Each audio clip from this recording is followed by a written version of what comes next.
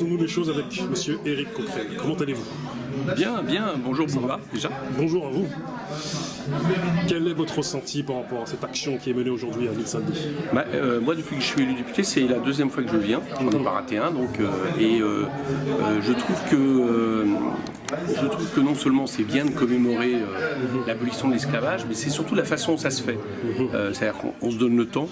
Vous avez entendu, il y a des discours qui ne sont pas des discours uniquement de compassion ou un peu charitables ou je ne sais quoi. Il y a des discours qui essayent de transmettre un message à la fois sur l'esclavage, mais les formes actuelles de l'esclavage, et montrer que le rapport, y compris de domination vis-à-vis du continent africain, continue sous d'autres formes.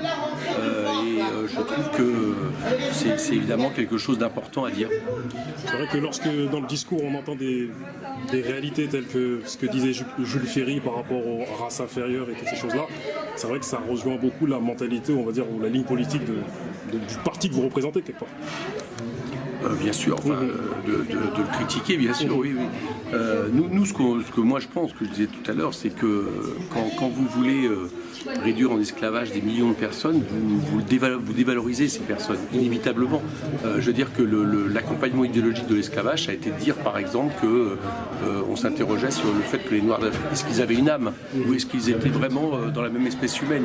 Eh bien aujourd'hui, je pense que cette image dévalorisante, elle continue vis-à-vis des personnes racisées, elle continue par exemple vis-à-vis du racisme, elle continue, il suffit de regarder là, le nombre de personnes qui se font contrôler au faciès pour comprendre que tout ça n'est pas terminé.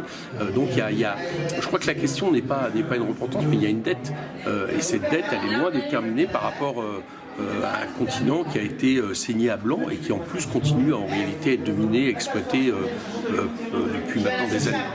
On est tous au courant de la loi de Madame Taubira par rapport à le fait que, voilà, reconnaissance de l'esclavage par rapport au fait que c'est un crime contre l'humanité. Beaucoup de gens issus des Antilles et d'Afrique réclament réparation, mais dédommagement financier. Qu'en pensez-vous? En tout cas, je pense que il faudrait au moins déjà transformer radicalement nos rapports avec l'Afrique. Je disais tout à l'heure dans un discours, je citais le fait qu'il y a le G20 qui va se réunir. Vous savez, c'est soi-disant les 20 pays les plus importants du monde. Moi, je conteste beaucoup l'organisation du G20, mais si vous regardez la liste des pays du G20, vous apercevez qu'il y a un pays africain, c'est l'Afrique du Sud, et c'est lié par rapport à son histoire très particulière, évidemment. Or, le G20 va bientôt discuter des questions de détérioration du climat, qui a évidemment une incidence terrible, à premier lieu, par rapport au continent africain. Pas un pays africain pour en discuter.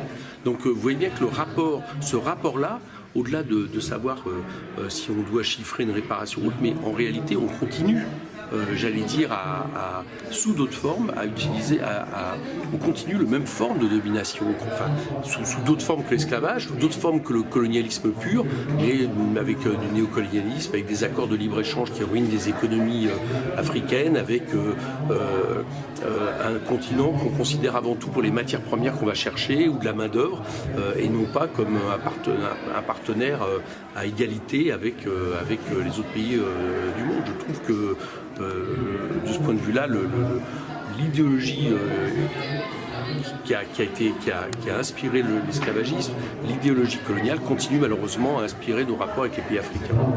Comme je vous le disais en off, vous connaissez, nous avons une connaissance en commun, M. Pascal Troidec, à Grigny. Voilà. Et vous m'avez parlé de vous par rapport au fait qu'il faudrait qu'un jour vous veniez sur Grigny dans nos studios afin que nous fassions une émission où on retracerait un petit peu votre parcours et vos avis et vos principes. Et je vous invite à venir. Avec plaisir, quand vous voulez, je serai là. Je vous remercie. Merci, c'est moi. 25 places.